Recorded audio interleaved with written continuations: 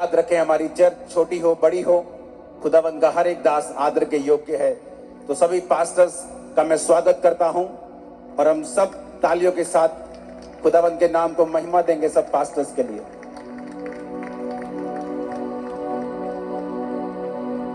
आज मेरा बिलीव है कि पवित्र आत्मा ने जो वचन मसा करके मुझे दिया है वो आपकी लाइफ को सेम नहीं रहने देगा। सब लोग बैठ जाओ, सब वॉलंटियर्स, खास तौर पे तुम लोग, कोई भी आसपास खड़ा नहीं होगा और अगले कुछ मिनट हम वचनों को देंगे और वॉलंटियर्स बोलकर लोगों को नहीं बिठाएंगे, सिर्फ आप इशारा करेंगे, हाथ जोड़ के बिठाएंगे। आज मेरा यह विश्वास है कि पवित्र आत्मा ने आपको जो वचन देना है वो आपकी लाइफ को सेम नहीं रहने देगा। सब कैमरास, फालतू ड्रोन सब बंद कर दो और सिर्फ अपना ध्यान परमेश्वर के वचनों की ओर लगाओ।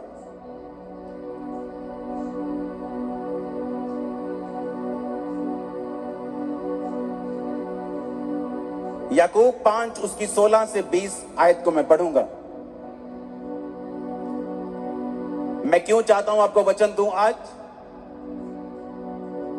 बाइबल कहती जब इजरायली लोग प्रार्थना कर रहे थे कि परमेश्वर हमें राजा की गुलामी से छुड़ा, क्योंकि वचन कहता है कि राजा ने उन्हें कठिन कठिन कामों से उनकी जिंदगी को दुखी कर दिया था, बोझ के नीचे उनकी जिंदगी को कर दिया था।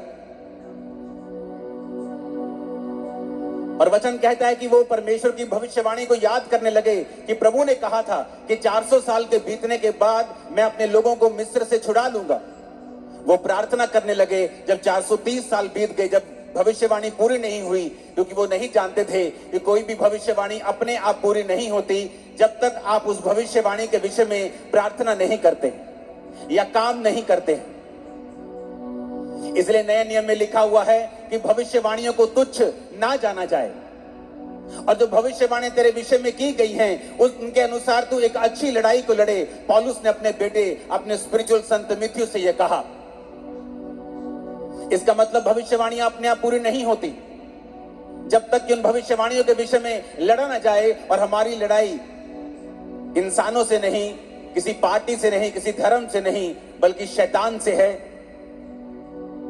और हम परमेश्वर के सामने भी प्रार्थना में लड़ते हैं जिस तरह याकूब लड़ा था और जीत गया था। तो वचन कहता है कि हमें प्रार्थना करना जरूरी है, और उन भविष्यवाणियों के विषय में जो हमारे लिए की गई हैं उनके लिए भी हमें लड़ना जरूरी है, यानी प्रार्थना में फाइट करना जरूरी है। तो वचन कहता है कि जब वो फंस गए वहां पर, उन्होंने प्रार्थना करनी शुरू की। जब उन्होंने प्रार्थना करनी शुरू की तो परमेश्वर ने अपने दास को भेजा, उन्होंने मूसा को भेजा। और बाइबल कहती है मूसा के वचनों के ऊपर जिन्होंने मन लगाया और ये विश्वास किया कि मूसा अपने आप से नहीं आया है, मूसा परमेश्वर की ओर से आया है, और जो परमेश्वर की ओर से ये वचन कहेगा हम उस वचन के ऊपर यकीन करेंगे और हमारी जिंदगी सेम नहीं रहेगी और हम गुलामी से छुड़ाए जाएंगे। वो गुलामी चाहे बीमारी की हो, वो गुलामी चाहे शैतान की हो, वो गुलामी चाहे मानसिक हो, डिप्रेशन की हो, वो गुलामी किसी भी तरह की हो सकती है आपकी लाइफ में।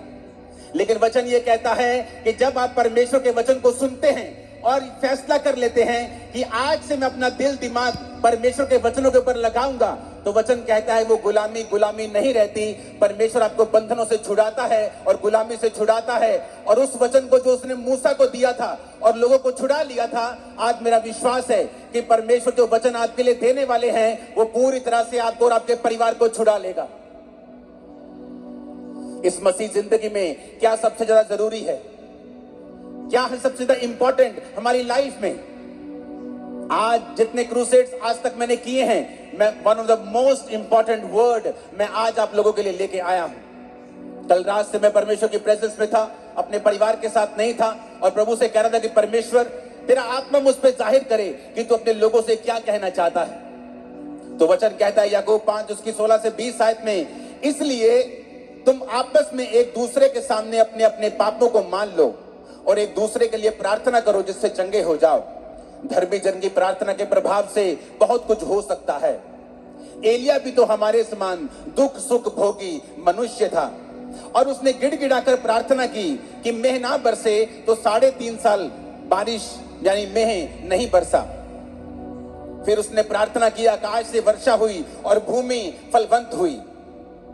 हे मेरे भाइयों, यदि तुम में से कोई सत्य के मार्ग से भटक जाए और कोई उसको फेर लाए, तो वह ये जान ले, जो किसी भटके हुए पापी को फेर लाएगा, हर एक प्राणी को उस प्राणी को वो मृत्यु से बचाएगा और उसके पापों के ऊपर वो पर्दा डालेगा।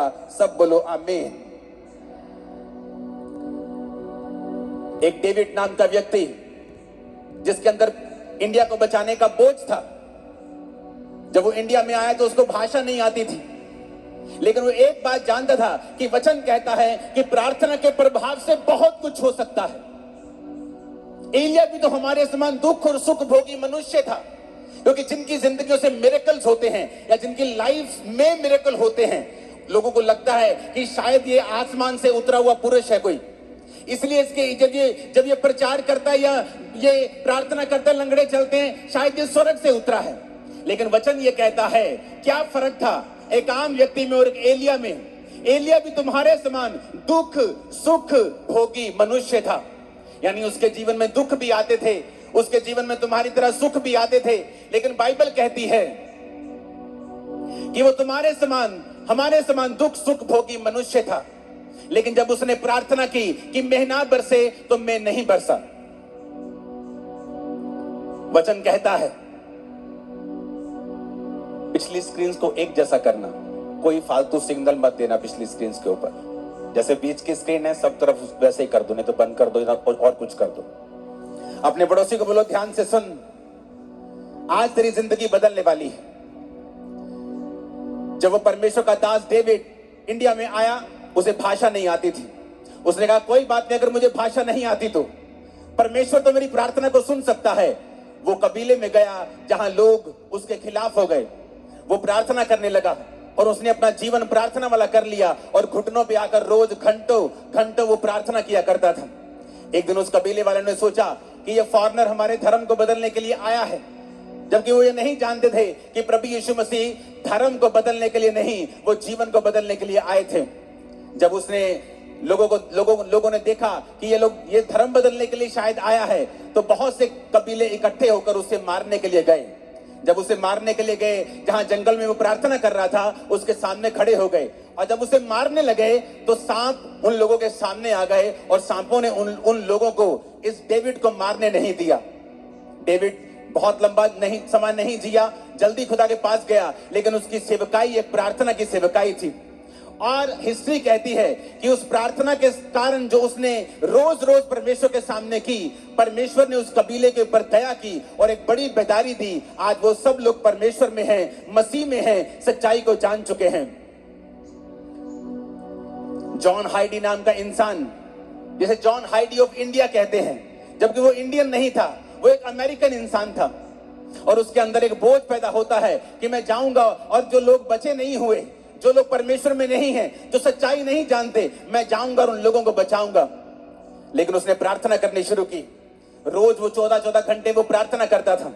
इतनी वो प्रार्थना करता था कि एक दिन जब वो बीमार हो गया, डॉक्टर के पास उसे लेके गए, तो डॉक्टर ने बताया कि आप एक जगह जैसे झुक के जब प्रार्थना करते हैं, आपने इतनी लंबी लंबी प्रार्थनाएं की हैं कि आपका हार्ट जो है वो शिफ्ट हो चुका है और अपनी जगह से थोड़ा दूर जा चुका है, इसलिए आप बीमार हैं। आपके हार्ट की थोड़ी पोजीशन जो है वो चेंज हुई है, आपकी बॉडी में इतने बदलाव हुए हैं। लेकिन डॉक्टरों के कहने के बावजूद भी वो प्रार्थना करता रहा, रोज प्रार्थना करता रहा, अपने घुटनों के ऊपर प्रार्थना करता रहा। और एक समय ऐसा आया कि परमेश्वर ने जिस इलाके में उसको भेजा था, उस इलाके में एक बेदारी शुरू हुई। लाखों लाखों करोड़ों लोग परमेश्वर में आने शुरू हुए। जब आज आप उन इलाकों में जाकर देखेंगे तो 100% 90% लोग मसीह में आ चुके हैं और परमेश्वर को ग्रहण कर चुके हैं। कारण क्या? एक व्यक्ति ने बाइबल के वचनों को समझा। उसने समझा कि एलिया भी हमारे समान दुख और सुख भोगी मनुष्य था, लेकिन उसने फैसला किया कि मैं प्रार्थना करूंगा। एलिया कहां नजर आता है? एलिया कहीं नजर नहीं आता बाइबल में एकदम से आपको। वो कहीं ऐसा नहीं है कि बाइबल में जब पहला राजा की पुस्तक शुरू होती है, दाऊद का जिक्र होता है। दाऊद के बाद पहले शाऊल राजा बनता है, उसके बाद दाऊद राजा बनता है, फिर सुलेमान राजा बनता है, सुलेमान के बाद उसके बेटे राजा बनते हैं, उसके पोते पड़पोते राजा बनते हैं, परमेश्वर में खड़े नहीं रहते, वो गिर जाते हैं। तब तक भी एलिया का जिक्र नहीं आता। लेकिन जब बाइबल कहती है पहला राजा 17 में जब एलिया का जिक्र आता है, पहला राजाओं 17 उसकी 1 से 6, तिशबी एलिया जो गिलाद के परदेशियों में से था, उसने अहाब से कहा। अहाब भी इजराइल का राजा था जिसने इजाबेल से शादी कर ली थी और वो सब कुछ परमेश्वर के वचन के विरोध में कर रहा था और परमेश्वर से खुश नहीं था। वचन कहता है कि एलिया एकदम से पहला राजा उस 17 में प्रकट होता है। उससे पहले एलिया की कोई जानकारी नहीं थी। एलिया कोई वीआईपी इंसान नहीं था। एलिया कोई राजाओं के खानदान से नहीं था। एलिया किसी प्रॉफिट्स के खानदान से नहीं था। लेकिन एकदम से वो प्रकट होता है और ये कहते हैं तिशबी एलिया। जैसे हम बोलते हैं वो पहाड़ी आदमी, वो पंजाबी आदमी, वो हरियाणवी आदमी, वो यूपी का भाई, वो बिहारी आदमी, उस तरह कहते हैं तिशबी एलिया एकदम से प्रकट होता है।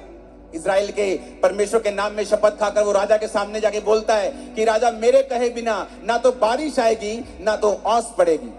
लेकिन उससे पहले वो एक बात और कहता है एक आयत में तिशबी एलिया जो गिलाद के परदेशियों में से था, उसने अहाब से कहा इजराइल का परमेश्वर यहोवा जिसके सम्मुख में उपस्थित रहता हूं। एलिया कहता मैं आया हूं राजा उस परमेश्वर के सामने जिसके सामने मैं उपस्थित रहता हूं। ऐसा जन जिसके कहने से आसमान बारिश देना बंद कर गया 3.5 साल। एक ऐसा पुरुष जिसने प्रार्थना की और आसमान खुल गया फिर 3.5 साल बाद। वो पुरुष जो कोई वीआईपी नहीं था, किसी राजाओं के खानदान से नहीं था, किसी प्रॉफिट से खानदान से नहीं था, एक आम आदमी एकदम से पहला राजाओं 17 में उसका जिक्र होता है कि तिशबी एलिया नाम का एक पर्सन सीधा राजा के सामने जाके हियाव के साथ हौसले के साथ खड़ा होता है और कहता है राजा उस परमेश्वर की शपथ जिसके सामने मैं उपस्थित रहता हूं। आज कौन लोग बंधनों में हैं? कौन लोग गरीबी के बंधन में हैं, बीमारियों के बंधन में हैं? कौन लोग हैं जिनको शैतान सताता है? ये वो लोग हैं जो परमेश्वर के सामने घुटनों को नहीं टेकते हैं, जो एक दिन तो प्रार्थना करते हैं दूसरे दिन प्रार्थना करना छोड़ देते हैं, जो एक दिन तो चर्च जाते हैं उसके बाद दूसरे संडे छुट्टी कर लेते हैं, जिनको ये नहीं मालूम कि आपके पास एक पावरफुल हथियार है, प्रार्थना करने का हथियार। आपके पास अधिकार है, आपके प्रार्थना के प्रभाव से बाइबल कहती है बहुत कुछ हो सकता है। लेकिन आज शैतान ने विश्वासियों को भटका दिया है। आपका फोन आपकी प्रार्थना का स्थान ले चुका है। आपका व्हाट्सएप, आपकी फेसबुक और इंस्टाग्राम आपकी प्रार्थना का स्थान ले चुका है। जब भी आप प्रार्थना करने के लिए बैठते हैं आपको काम याद आता है, आपको व्हाट्सएप याद आता है, आपकी मम्मी आपको कॉल करने लगती है, आपकी बेटी आपको तंग करने लगती है, क्योंकि शैतान नहीं चाहता आप प्रार्थना करें। तिशबी एलिया बाइबल कहती है एक आम इंसान था। आप सोचते हैं मैं एक आम इंसान हूं, मैं कैसे अपनी जिंदगी को बदल सकता हूं? मेरा परदादा भी गरीब था, मेरा दादा भी गरीब था, मेरा बाप भी दिहाड़ी करता था, मैं भी गरीब हूं, तो परमेश्वर मुझे कैसे हमारे परिवार में इतने सालों से चल रहा कैसे बदल सकता है? लेकिन वचन कहता है एलिया भी तुम्हारे समान दुख और सुख भोगी मनुष्य था, लेकिन जब उसने प्रार्थना की मेघ बरसे तो मेघ नहीं बरसा, जब उसने प्रार्थना की मेघ बरसे तो मेघ बरसा। ऊंची आवाज में बोलो हालेलुया। हम प्रार्थना के महत्व को समझते हैं। एक पास्टर प्रार्थना कर रहा था और काम कर रहा था। बहुत साल उसने सेवा की लेकिन इतने रूहें नहीं बचा पाया। उसको आंखों का रोग हो गया। जब आंखों का रोग हो गया उसने कहा अब तो मैं सेवा नहीं कर सकता लेकिन मैं प्रार्थना करूंगा, और उसने प्रार्थना करनी शुरू कर दी। जब उसने प्रार्थना करनी शुरू की, परमेश्वर ने एक पास्टर, 2 पास्टर भाई थे, उनके दिल में डाला कि वो जाएं और उस जगह के ऊपर प्रचार करें। और हिस्ट्री बताती है कि जब उसने प्रार्थना की तो रिवाइवल शुरू हुआ। वो 16-16 घंटे 14-14 घंटे रोज प्रार्थना करता था, और उस जगह पे जब रिवाइवल आया तो 1 लाख लोग रोज यीशु मसीह को अपना जीवन देने लगे और पूरा इलाका परमेश्वर में आ गया। कारण प्रार्थना। कारण ये नहीं था कि वो दुनिया के बेस्ट बाइबल स्कूल में पढ़े थे या वो दुनिया के सबसे ऊंची यूनिवर्सिटी में पढ़े थे। उन्होंने बाइबल के वचन को समझ लिया था कि जब तू प्रार्थना करेगा मैं रास्तों को खोलूंगा, मांगो तो दिया जाएगा। उन्होंने समझ लिया था कि अगर मेरी जिंदगी में जो कुछ नहीं है इसका कारण यह है कि हमने प्रार्थना नहीं की। जॉन हैडी, जिसकी वजह से पूरे का पूरा इलाका, पूरे की पूरी स्टेट्स परमेश्वर में है, वो कहता था आज प्रार्थना करने वाले लोग बहुत कम हैं और रोने वाले प्रार्थना में उससे भी कम हैं और आहें भरने वाले प्रार्थना में तो है ही नहीं है। क्योंकि आज हम पवित्र आत्मा को समय नहीं देते कि वो आए और हमारे अंदर से हमको इस्तेमाल करे। आज प्रार्थना का जीवन नहीं है, इसलिए शैतान ये बात जानता है, वो बात जानता है, इसीलिए वो आपकी लाइफ में काम करता है। लेकिन वचन ये कहता है अगर आप इस प्रार्थना की पावर को समझ जाएं, अगर आप समझ जाएंगे आपके पास एक अधिकार है और आप परमेश्वर से प्रार्थना कर सकते हैं, जब तक वो उत्तर ना दे तब तक प्रार्थना कर सकते हैं, आपकी लाइफ कभी भी सेम नहीं रहेगी। मेरी लाइफ में मसीह में आने के कितने साल बाद भी जब मेरी लाइफ में चंगियाई नहीं थी और मैं सेवकाई में आ चुका था, तो पवित्र आत्मा मुझे एक ही बात बोलता था कि तुझे पवित्रताई में रहना है, क्योंकि पवित्रताई में रहने से तो अपनी जिंदगी का बड़े से बड़ा अटैक खत्म कर सकता है। चाहे वो तेरे शरीर के ऊपर हो, तेरी आत्मा के ऊपर हो, तेरे फाइनेंस के ऊपर हो, तेरी सेवकाई के ऊपर हो। अगर तू पवित्रताई में चलेगा और गंदगी नहीं करेगा, व्यभिचार नहीं करेगा, चोरियां नहीं करेगा, तो परमेश्वर तेरी जिंदगी से बड़े बड़े बंधनों को तोड़ देगा। और दूसरा, पवित्र आत्मा ने कहा अगर तू प्रार्थना करेगा, ये टीम जो मेरे पीछे खड़ी है उनमें से कुछ लोग 20 साल से मेरे साथ हैं, ये लोग जानते हैं किस तरह से जब 2014, 13, 12 की बात है, मैं अपने प्रार्थना रूम में, जब ये भी मेरे साथ होते थे, जब प्रार्थना करने के लिए बैठते थे तो रोज 6 घंटे 5 घंटे इनके साथ अकेले में प्रार्थना करता था। इनके बाद उठ के फिर मैं अपने रूम में प्रार्थना करता था, उसके बाद रात को प्रार्थना करता था। मेरा सारा दिन प्रार्थना में बीतता था और मैं खुद नहीं जानता था कि मैं इतनी प्रार्थना कर रहा हूं, क्या परमेश्वर मुझे उत्तर देगा। लेकिन वचन कहता है उसमें की गई मेहनत कभी व्यर्थ नहीं जाती। वो आपकी प्रार्थनाओं को सुनता है। जो प्रार्थना आपने 10 साल पहले भी की हैं, प्रभु उनको भी सुनता है। और वचन कहता है कि वो अपने खोजने वालों को प्रतिफल देता है।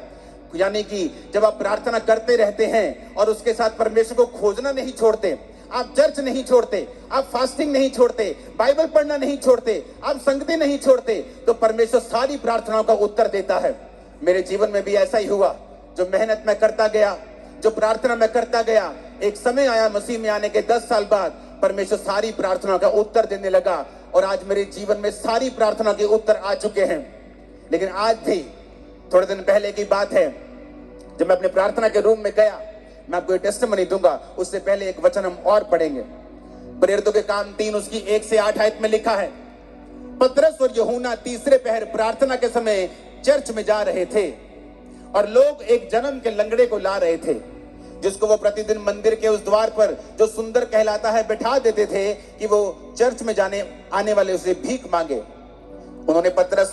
उस भिखारी ने पतरस और यूहन्ना को चर्च में जाते देखा और उससे भीख मांगी। पतरस ने यूहन्ना के साथ उसकी ओर ध्यान से देखकर कहा, हमारी ओर देख।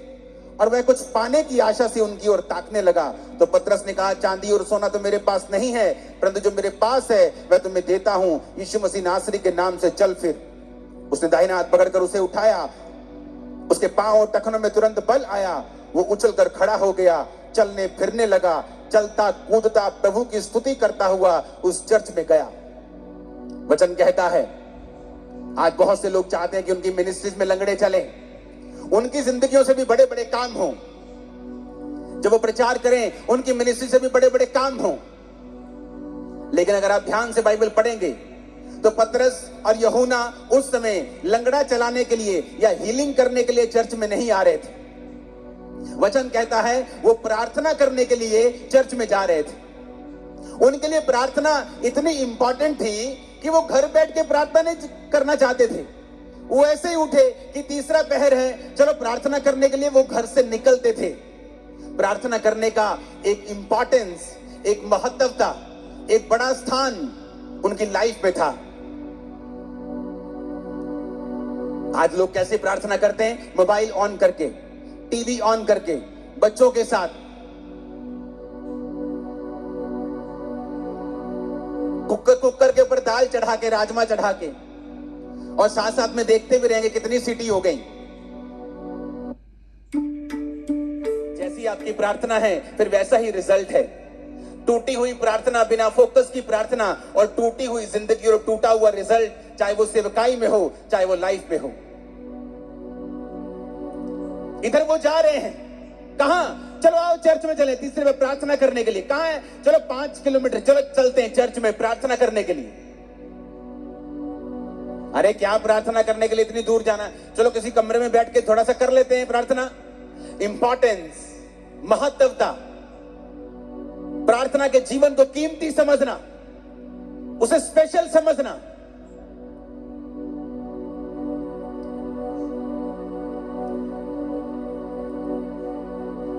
अफ्रीका की जाके हिस्ट्री देखो, जिन पास्टर्स ने उन्हें बदला है वो अपनी जिंदगी में 90-92% अपना पैसा परमेश्वर को देते, सिर्फ 8% रखते थे अपने पास। 14 घंटे रोज प्रार्थना करते थे और बोलते थे कि जिस पास्टर की प्रार्थना 8 घंटे से कम है वो अपने आप को फुल टाइम पास्टर बोलना बंद कर दे।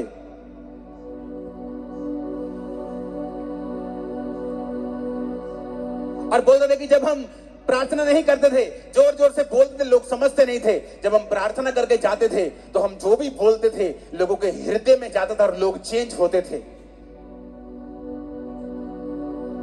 कारण क्या? प्रार्थना। पतरस और यूहन्ना प्रार्थना करने के लिए जा रहे हैं। कोई लंगड़ा चलाने के लिए नहीं जा रहे, हीलिंग करने के लिए नहीं जा रहे, प्रार्थना करने के लिए जा रहे हैं। और रास्ते में लंगड़ा मिलता है, उनकी ओर देखता है और पैसे की आशा से, कुछ पाने की आशा से देखता है। वो कहता है भाई साहब पैसा तो मेरे पास नहीं है, हाँ चर्च का पड़ा होगा बहुत, लेकिन मेरे पास तो अपना नहीं है पर्सनल, मैं तुझे पैसा तो नहीं दे सकता, लेकिन वो दे सकता हूं जो तुझे सबसे अधिक चाहिए। यीशु मसीह नासरी के नाम से उठ और चल फिर। आप जानते लोगों ने इस मिरेकल के बाद पतरस और यूहन्ना को पकड़ लिया। कहते ये अनपढ़ और साधारण मनुष्य हैं, इनकी जिंदगी से इतना बड़ा काम कैसे हो सकता है? कुछ लोग बोले नहीं नहीं, अनपढ़ साधारण मनुष्य तो हैं, पर ये यीशु के साथ रहे हैं। यीशु ने उन्हें 3.5 साल प्रार्थना करना सिखाया है, परमेश्वर के संग चलना सिखाया है। और वचन कहता है कि जब वो प्रार्थना करने के लिए चर्च में जा रहे थे तो रास्ते में लंगड़ा चलाया गया। इतना बड़ा मिरेकल हुआ कि पूरा स्थान चेंज हो गया। यरूशलेम में परमेश्वर के नाम का डंका बजने लगा। कारण प्रार्थना। ऊंची आवाज से बोलो प्रार्थना। नहीं, ऊंची आवाज में, सबसे ऊंचा बोलो प्रार्थना। प्रेरितों के काम 16 उसकी 13 से 15 आयत में लिखा है, सब्त के दिन हम नगर के फाटक के बाहर नदी के किनारे ये समझकर गए कि वहां प्रार्थना करने का स्थान होगा, और वहां बैठकर उन स्त्रियों से जो इकट्ठी हुई थी बातें करने लगे। लुदिया नामक थुआतीरा नगर की एक बैंगनी वस्त्र बेचने वाली एक भक्त स्त्री सुन रही थी और प्रभु ने उसका मन खोला कि पौलुस की बातों पर वो मन लगाए। उसने अपने घराने समेत उससे बपतिस्मा लिया और विनती की, यदि तुम मुझे प्रभु की विश्वासनी समझते हो तो चलकर मेरे घर में रहो, और वह उन्हें मना कर ले गई। अब यहां पर क्या होता है?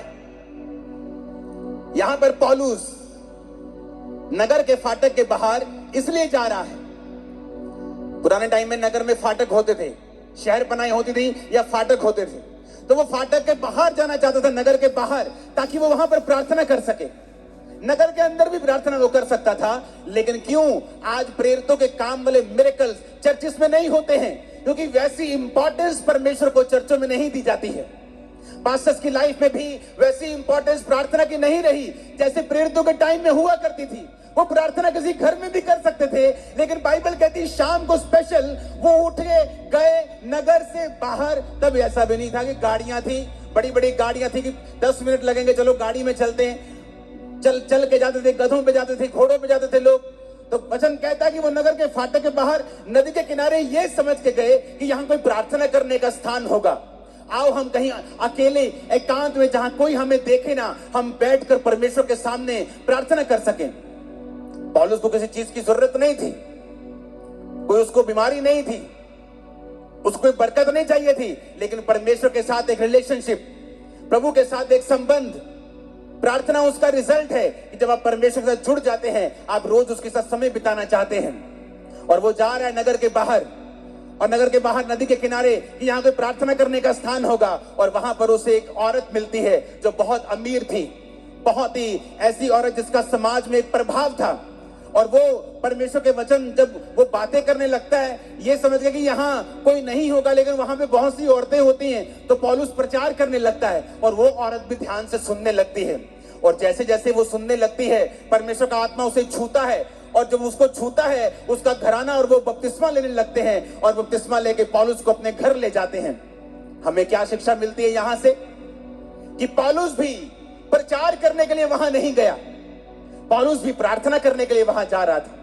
लेकिन जब वो प्रार्थना करने के लिए वहां जा रहा था तो वहां उसे प्रचार करने का मौका मिला। पतरस भी प्रार्थना करने के लिए चर्च में जा रहा था, लेकिन वहां उसे चंगाई करने का मौका मिला।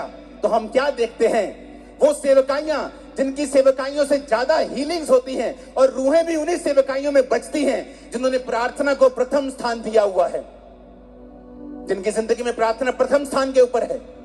जो लंगड़ा चलाने के लिए प्रार्थना नहीं कर रहे, वो प्रार्थना करने के परमेश्वर के सामने उन्हें जाना है। वो प्रचार करने के लिए बाइबल नहीं पढ़ रहे, वो पढ़ रहे हैं क्योंकि परमेश्वर के साथ उन्हें समय बिताना है। और प्रार्थना करने के लिए नदी के किनारे कहीं बाहर जा रहा है और परमेश्वर उसे वहां पर मौका देता है कि वो प्रीच करे। यानी रूहें भी प्रार्थना करने का रिजल्ट है, रूहें बचना, और चंगाई भी प्रार्थना करने वाली मिनिस्ट्री का ही रिजल्ट है। आज हम भूल चुके हैं। एज ए बिलीवर हमारा पहला काम है परमेश्वर के सामने रोज जाना और प्रार्थना करना, क्योंकि शैतान कुछ भी करेगा आपकी प्रार्थना के जीवन को वो खत्म करने की कोशिश करेगा। क्योंकि जिस दिन आपकी प्रार्थना लग गई, प्रार्थना में ब्रेक लग गई, उस दिन जीसस से आपकी ब्रेक लग गई। A break in prayer, a break in Jesus. प्रार्थना में ब्रेक का मतलब है जीसस से ब्रेक लग जाना। शैतान ये बात को जानता है। बाइबल पढ़ के देख लो, जहां जहां प्रार्थना हुई वहां वहां परमेश्वर ने बहुत सी चीजों को बदला है। जिन्होंने प्रार्थना नहीं की वो विष मांगते रह गए हैं। आपका परमेश्वर परमेश्वर है, वो चीनी नहीं है कि आप उस रगड़ेंगे और वो निकलेगा और आप कहेंगे मुझे ये चाहिए। वो परमेश्वर है, उसका वचन कहता है मांगो तो दिया जाएगा, ढूंढो तो तुम पाओगे, खटखटाओ तो तुम्हारे लिए खोला जाएगा। तुमने कंप्लेंट की है अपने पास्टर से, अपने पति की, ये नशा करता है, अपने बेटे की नशा करता है, लेकिन कभी प्रार्थना नहीं की। हाँ मैंने की है प्रार्थना। कितनी देर? आधा घंटा। एक बार की? अच्छा रोज की? हाँ मैंने 2 महीने की। उसके बाद मैंने प्रार्थना करनी बंद कर दी। मैं चर्च में भी कम जाती हूँ, कभी कभी जाती हूँ बड़ी मीटिंग में, लेकिन मैं पास्टर को रोज फोन करके तंग करती हूँ कि मेरे लिए, मेरे बेटे के लिए प्रार्थना करना। वचन कहता हर एक व्यक्ति अपना बोझ स्वयं उठाएगा। आपका पास्टर आपको वचन देगा, हाँ वो आपके बेटे के लिए प्रार्थना भी करेगा, लेकिन परमेश्वर ने आपकी ड्यूटी लगाई है, तू बच, तेरा घराना बचाया जाएगा। तू कैसे बचेगा, तू कैसे बचेगी अगर तेरी प्रार्थना जीरो है तो? एक आदमी को परमेश्वर ने कहा मैं तुझे इस्तेमाल करूंगा, इस जगह पे, इस नगर में, इस देश में तुझे इस्तेमाल करूंगा। वो चला गया। पवित्र आत्मा ने कहा प्रार्थना करनी पड़ेगी। प्रार्थना करता रोज, क्योंकि उसको चर्च से पैसा नहीं लेना था, तो वो शाम तक काम करता था, शाम के बाद आता था और प्रार्थना करता था। जब कुछ साल रिजल्ट नहीं आया तो उसने फैसला किया कि अब मैं काम नहीं करूंगा, अब मैं सिर्फ प्रार्थना करूंगा।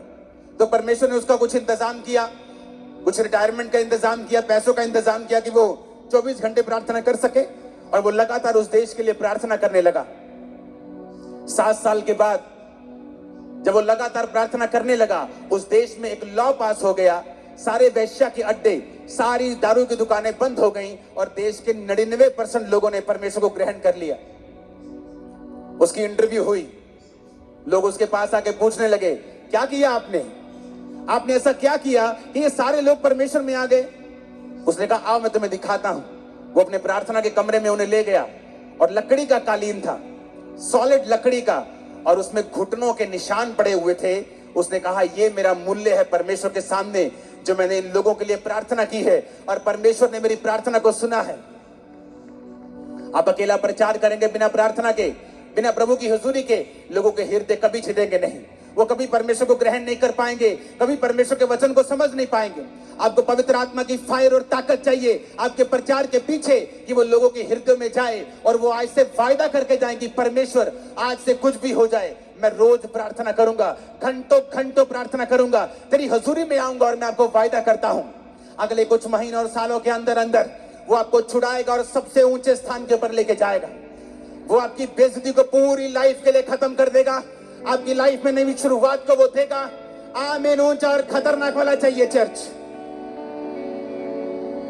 ऊंची आवाज में हालेलुया बोलो 7 बार, जरा ऊंची आवाज में। मेरे बेटा क्यों नहीं, मेरे बच्चा क्यों नहीं है? वो कहता मैं क्या परमेश्वर हूं, मैं क्या खुदा हूं, मेरी दूसरी पत्नी के है, अगर तेरे नहीं तब एक से ज्यादा शादियां होती थी पुराने नियम में। उसने कहा अगर तेरे नहीं है तो मैं क्या कर सकता हूं? क्या मैं परमेश्वर हूं? अगर परमेश्वर ने तेरी कोख को बंद कर दिया है तो मैं क्या कर सकता हूं? उसका रोना उसको बच्चा नहीं दिला पाया। रोज रोती थी, बच्चा नहीं हुआ। रोज कर लाती थी, कंप्लेंट भी करती होगी, परमेश्वर को ताने भी मारती होगी, कुछ नहीं हुआ। एक दिन हन्ना ने फैसला कर लिया। पहला शमूएल 1 उसकी 9 से 20 आयत में लिखा है कि हन्ना एक दिन परमेश्वर के घर में गई और वहां प्रार्थना करने लगी। और प्रार्थना कैसी की? दिल से, टूटे हुए मन के साथ, क्योंकि वचन कहता है वो टूटे और पिसे हुए दिल को कभी तुच्छ नहीं जानता। उसने परमेश्वर से प्रार्थना की कि परमेश्वर अगर तू अपनी दासी के दुख की ओर दृष्टि करे और मेरे को बेटा दे तो मैं तेरे भवन में वो बेटा तेरी सेवा के लिए दे दूंगी। और उसके होंठ हिलते थे क्योंकि वो पूरे मन से प्रार्थना कर रही थी, आंसुओं के साथ। लेकिन सुन नहीं रहा था वो क्या कह रही थी। उस घर के सेवक ने समझा कि ये नशे में है। उसने कहा, ऐ औरत, अपना नशा छुड़ा, अपना नशा छोड़ दे, क्या बड़बड़ कर रही है तू? उसने कहा, मैं नशे में नहीं आई हूं प्रभु के दास। मैंने जो कुछ भी अब परमेश्वर को कहा है बहुत ही शोकित और कुड़ाई जाने के कारण कहा है। लोगों ने मुझे ताने मारे हैं, मेरी सौतन ने मुझे ताने मारे हैं, सास ने, सब ने ताने मारे हैं, मेरा दिल टूट गया है। मैंने फैसला कर लिया है कि मैं अपना जीवन प्रभु को दूंगी, मैं प्रार्थना करूंगी और परमेश्वर को अपना बेटा भी चढ़ा दूंगी। आपका एक फैसला प्रार्थना करने का, आपका एक फैसला सेवा करने का, आपका एक फैसला पवित्रताई में चलने का आपकी पूरी लाइफ की बेइज्जती को बड़ी इज्जत में चेंज कर देगा। मैं भविष्यवाणी कर रहा हूं। आपकी सेवकाई को पूरी तरह से बदल देगा। मैं भविष्यवाणी कर रहा हूं। आपके बच्चों की लाइफ को पूरी तरह से बदल देगा। मैं भविष्यवाणी कर रहा हूं। आमीन हो चाहिए। आशीष आपकी है चर्च। Hallelujah, hallelujah. क्या आज आप फैसला करते हैं प्रार्थना करने का? क्या फैसला करते हैं? ये जानते हैं कि कोई भी व्यक्ति, कोई भी रिश्तेदार, कोई समाज, आपके एरिया का कोई बड़ा व्यक्ति भी आपकी लाइफ को चेंज नहीं कर सकता है। कुछ देर के लिए आपकी हेल्प कर सकता है, लेकिन पूरा टर्न अराउंड, आपकी लाइफ का पूरा बदलाव सिर्फ परमेश्वर कर सकता है। और वो तो आपको कहता है, ये दुनिया के थके हारे और बोझ नीचे दबे लोगों, मेरे पास आओ, मैं तुम्हें विश्राम दूंगा। मुझसे सीखो, मैं मन में दीन हूं, नम्र हूं। अपना जुआ मुझे दे दो। तुम्हारा जुआ भारी है, तुम्हारा बोझ भारी है, तुम्हारी बीमारियों का बोझ तुम नहीं उठा पाओगे, डिप्रेशन का बोझ तुम नहीं उठा पाओगे। मेरा बोझ ले लो। उसका बोझ क्या है? प्रार्थना करना उसका बोझ है, रूहों को बचाना उसका बोझ है, परमेश्वर के वचन के अनुसार चलना उसका बोझ है। उसने कहा तुम मेरे अनुसार चलो तो तुम अपने मन में विश्राम पाओगे। वो विश्राम जो बड़े बड़े खरबपतियों के दिल में नहीं है। सब कुछ होते हुए इसलिए वो सुसाइड कर लेते हैं। बड़े बड़े मिलियन फॉलोअर्स वाले, 20 मिलियन फॉलोअर्स वाले सुसाइड कर लेते हैं क्योंकि उनके मन में विश्राम नहीं है। और जीसस ने कहा, हे दुनिया के थके हारे और बोझ नीचे दबे लोगों, मेरे पास आओ, मैं तुम्हारा धर्म बदलूंगा। यह लिखा नहीं। उसने कहा, मैं तुम्हें विश्राम दूंगा। वो विश्राम जो दुनिया तुम्हें नहीं दे सकी, इंस्टाग्राम और फेसबुक नहीं दे सके, वो विश्राम जो सोशल मीडिया तुम्हें नहीं दे सका, तुम्हारा घराना नहीं दे सका, मैं तुम्हें वो विश्राम दूंगा। मेरे पास आओ, मैं तुम्हें विश्राम दूंगा। मुझसे सीखो, मैं नम्र और दीन हूं। अपना बोझ, अपना क्रूस मुझे दे दो और मेरा क्रूस उठा लो, क्योंकि उसका क्रूस हल्का है, उसका बोझ हल्का है। आज अगर बदलाव लाना है तो कलीसिया को प्रार्थना करनी होगी। उसको रोज परमेश्वर की प्रेजेंस में जाना होगा और घंटों परमेश्वर की हुजूरी में बिताने होंगे। देखना फिर क्या होता है। आज बहुत से कम विश्वासी ऐसे हैं जो बेदारी के लिए प्रार्थना कर रहे हैं। बहुत से कम विश्वासी हैं, आप में से बहुत से कम ऐसे होंगे जिसने इस एरिया की बेदारी के लिए प्रार्थना की है। जब आप परमेश्वर के कामों के लिए इस्तेमाल होने लगते हैं, आप प्रभु के लिए, दासों के लिए, प्रभु की सेवकाइयों के लिए, प्रभु के राज्य के लिए प्रार्थना करने लगते हैं और प्रभु के सामने रोज जाने लगते हैं, वो आपके पर्सनल कामों में भी करता है। आपके पर्सनल कामों को भी प्रायोरिटी पे करता है। आपकी हीलिंग को भी वो करता है, आपको चंगा भी करता है, आपके घराने को बचाता भी है, आपको ब्लेस भी करता है, गरीबी के दलदल से आपको बाहर भी निकालता है। जो होने वाला है आज रात के बाद, आप आए किसी और तरीके से, जाएंगे नहीं यीशु मसीह के सामर्थी नाम से। आप हो सकता है एक बांझ के रूप में यहाँ आए हो, लेकिन एक फलवंत स्त्री के रूप में भविष्यवाणी करता हूं, यहां से जा रहे हैं वापिस यीशु मसीह के नाम में। आमीन हो चाहिए। वही परमेश्वर हन्ना को रोज देखता होगा। हन्ना रोज बुड़बुड़ करती है, मेरे पुत्र क्यों नहीं हैगा, मेरे कुड़ी क्यों नहीं हैगी। अपने हस्बैंड से रोज लड़ती है। हस्बैंड रोज कहना मैं रब्बा मैं कोई रब्बा मैं की करा। लड़ाई उसको कुछ नहीं दे पाई, खाना नहीं खाती, खाना छोड़ देती थी, कुछ नहीं हुआ। और एक फैसला किया, एक दिन मैं जाऊंगी और प्रार्थना करूंगी। सब कुछ बदल गया। मेरी लाइफ, मेरी सेवकाई प्रार्थना से बदली है। सब कुछ प्रार्थना से बदला है, परमेश्वर ने किया है। जब आप अपनी रिक्वेस्ट को, विनती को धन्यवाद के सहित परमेश्वर के सामने ले जाएंगे, उसने कहा मेरी शांति तो तेरी समझ से परे है, तेरे अंदर वास करेगी, तेरे विचारों को सुरक्षित रखेगी। आज हम बेचैनी में घूमते हैं, हर टाइम बेचैनी, हर टाइम चिंता, हर टाइम चिंता, हर टाइम वरी। क्यों? क्योंकि हम प्रार्थना करने वाले लोग नहीं हैं। अगर हम प्रार्थना करेंगे तो चिंता नहीं रहेगी, प्रार्थना करेंगे डिप्रेशन नहीं रहेगा, प्रार्थना करेंगे बीमारियां नहीं होंगी। क्योंकि बाइबल कहती है मुझ में की गई मेहनत कभी व्यर्थ नहीं होती, परमेश्वर ने कहा। जब मैं परमेश्वर में आया और प्रभु के बारे में मुझे मालूम हुआ, जब पहली प्रार्थना मेरे सिर पर हाथ रख के हुई थी, मैं कंप्यूटर इंजीनियर था, तब पहली प्रार्थना में समझ आ गई थी, क्योंकि मैं सब जगहों पे जा चुका था, सुसाइड करने वाला था। लेकिन ये बीमारियां और ये डिप्रेशन, नशे मुझे छोड़ के नहीं जा रहे थे। जिस दिन पहली प्रार्थना में समझ आ गई थी कि मेरे जीवन में सचमुच परमेश्वर बड़े काम कर सकता है, जो पहला करंट मुझे प्रार्थना का लगा था, उससे मुझे समझ आ गई थी। लेकिन मैं हील नहीं हुआ, चंगा नहीं हुआ। और एक दिन पवित्र आत्मा ने मुझसे कहा वचन के जरिए, क्योंकि वचन मुझे पढ़ना पड़ता था, नहीं तो मेंटली अपसेट के अटैक होते थे मुझे, तो बाइबल पढ़ने से मेरे वो ठीक हो जाते थे। तो बाइबल पढ़ते पढ़ते वचन आया, हे मेरे प्रिय भाइयों, हियाब बांधो, दृढ़ रहो, क्योंकि तुम जानते हो मसीह में की गई मेहनत कभी व्यर्थ नहीं जाती। यहां लगा यह वचन दिल में, रेमा बन गया। मेहनत करनी शुरू की, 40 रोजे रखे, साल में 1 बार, 2 बार, 3 बार, 4 बार, 5 बार, 5वीं बार या 6ठी बार रोजे थे तो परमेश्वर ने मुझे छुआ और 2005 में उस डिप्रेशन से पूरी तरह आजाद कर दिया। आज 25 हो चुका, 20 साल से मैं पूरी तरह से आजाद हूं नशे से, डिप्रेशन से। कारण क्या? प्रार्थना, जो परमेश्वर ने हमें अधिकार दिए हैं। आपने कंप्लेंट अपने पास्टर को की है कि आपने रोज प्रार्थना की है? आपने 2 महीने करके बंद कर दी, आपने लगातार प्रार्थना नहीं की। आपको वचन के ऊपर खड़े होना होगा, जो अगर आप चाहते हैं रिजल्ट आए तो। संविधान में लिखा है अगर रजिस्ट्री आपके मकान की आपके नाम पर है तो कोई उस पर कब्जा नहीं कर सकता, लेकिन लोग कब्जा फिर भी कर लेते हैं। फिर आप क्या करते हैं? रोते हैं। क्या रोने से घर छूट जाएगा? आप लड़ेंगे, वो गैर कानूनी है। क्या करेंगे? आप केस करेंगे, कोर्ट में जाएंगे, संविधान के मुताबिक बताएंगे जज को संविधान में ये लिखा है और ये लॉ के मुताबिक ये मेरा मकान है। लेकिन आपको ये भूल गया कि बाइबल आपका संविधान है। शैतान ने आपकी सेहतों के ऊपर कब्जा किया हुआ है, आपके बच्चों को नशों में लगाया हुआ है, उसने आपके घराने पे, आपके फाइनेंस पे कब्जा किया हुआ है। आप सिर्फ रोते हैं, रोने से कुछ नहीं होगा। कंप्लेंट करते हैं, उससे भी कुछ नहीं होगा। आपको परमेश्वर के सामने जाना होगा, घुटने टेकने होंगे, हाथों को उठाना होगा, स्वर के परमेश्वर की ओर दुहाई देनी होगी और वो खोल देगा आसमान। मैं आपको फिर कह रहा हूं, वो आसमान खोल देगा और आपको उसी ऊंचाई पर लेके जाएगा जिसके लिए आपको उसने पैदा किया है। लेकिन हमें फैसला करना होगा कि हमारा सोता परमेश्वर है या नहीं। क्योंकि आपने कंप्लेंट भी करके देख ली, आपने रो लिया, अपने बच्चों से लड़ लिया, अपने हस्बैंड से लड़ लिया, अपनी वाइफ से लड़ लिया, अपने भाई से लड़ लिया, लड़के भी कुछ नहीं हुआ, रो लिया, करला लिया, कलेश डाल लिया, कुछ नहीं हुआ। परमेश्वर तुम्हें सिखाता है ना बल से, ना शक्ति से, बल्कि उसकी आत्मा के द्वारा कि मेरे बेटे, मेरी बेटी, तुझे मेरे पास आना होगा।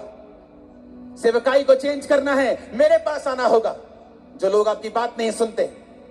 2011 में मैं बड़ा फ्रस्ट्रेट था। मिनिस्ट्री 7000 क्रॉस कर चुकी थी, 7000 की चर्च क्रॉस कर चुकी थी, लेकिन मैं बड़ा फ्रस्ट्रेट था क्योंकि मैं जैसा चाहता था वैसा काम नहीं होता था, टीम वैसा बिहेव नहीं करती थी और मैं फ्रस्ट्रेट हुआ और मैं चला गया प्रार्थना में। देश को छोड़ दिया और 21 दिन के लिए प्रार्थना में चला गया। वो 21 दिन मैं अनमैरिड था, अपनी फैमिली से वैसे भी बहुत मैं कम बात करता था। मेरी मदर थी शायद, जो सेव हो चुके थे शायद 2011 में, वो भी नहीं हुए थे या एकदम से ताजे ताजे सेव हुए थे। कोई फैमिली मेंबर मुझसे बात नहीं करता था। 21 दिन सिर्फ प्रार्थना की। अपने होटल के कमरे में रहता था और जब प्रार्थना से उठता था तो मुझे मालूम नहीं होता था कि दोपहर का समय है कि रात का समय है कि सुबह है। मोबाइल छोटे होते थे, छोटा मोबाइल दिखता कि कितना समय हो गया। फिर सोता था, फिर उठता था, प्रार्थना प्रार्थना। 21 दिन मैंने प्रार्थना की। जब मैं वापस आया, मेरी सेवकाई पूरी तरह से बदल गई। लोग मेरी बात सुनने लगे, टीम्स मेरी बात सुनने लगी। मेरे मन मुताबिक जो खुदा ने मुझसे चाहा था वैसा मेरी मिनिस्ट्री में काम होने लगा, क्योंकि परमेश्वर ने मुझे दिखाया कि तेरे प्रचार से भी कुछ नहीं होगा, तेरे चाहने से भी कुछ नहीं होगा, तेरी डेडिकेशन से भी कुछ नहीं होगा, जब तक तुम मेरे सामने घुटने नहीं टेकेगा, मेरे सामने नहीं आएगा।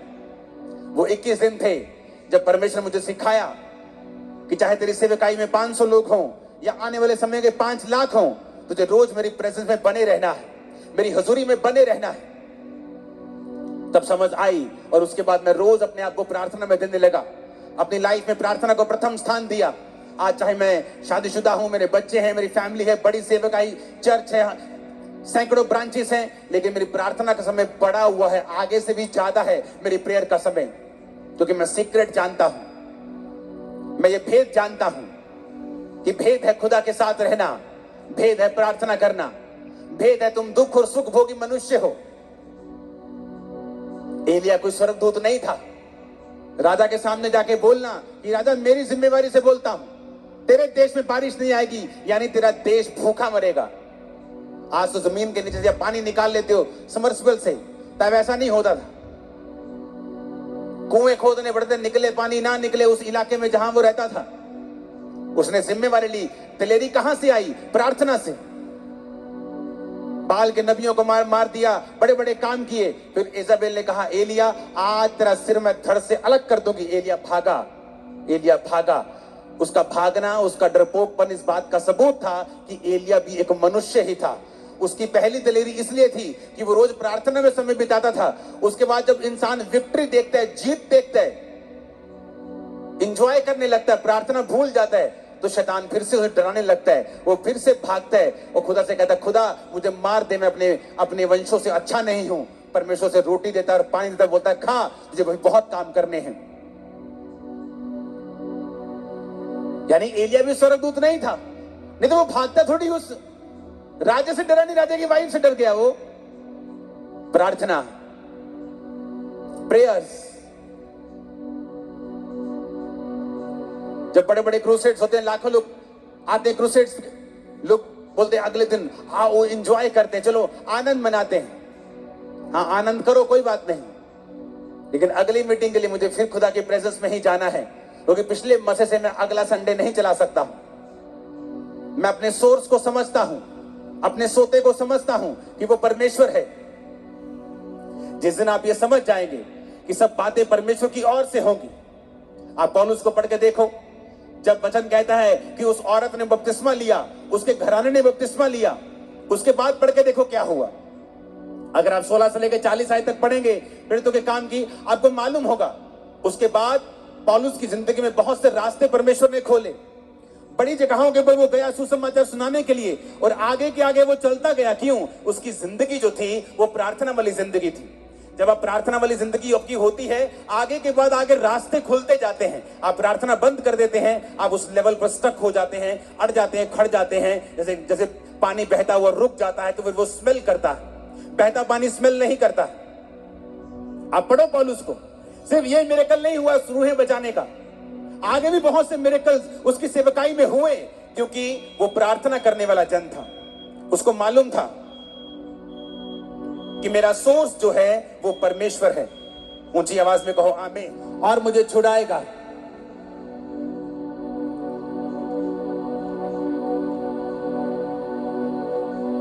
प्रभु यीशु मसीह के सामर्थ्य नाम में हम मांगते हैं, आमीन। जितना लंबा और ऊंचा ये ब्लेसिंग उतनी बड़ी है चर्च।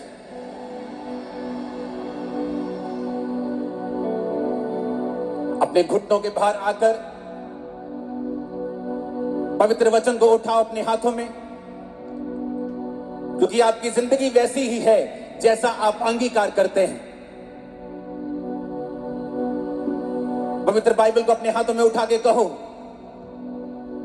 कि यह वचन मेरे शुद्ध रहने का आधार है, मेरे जीने का आधार है। आज जो वचन मैं सुनागा, मैं अपने जीवन में उन वचना दे उत्ते चलावांगा।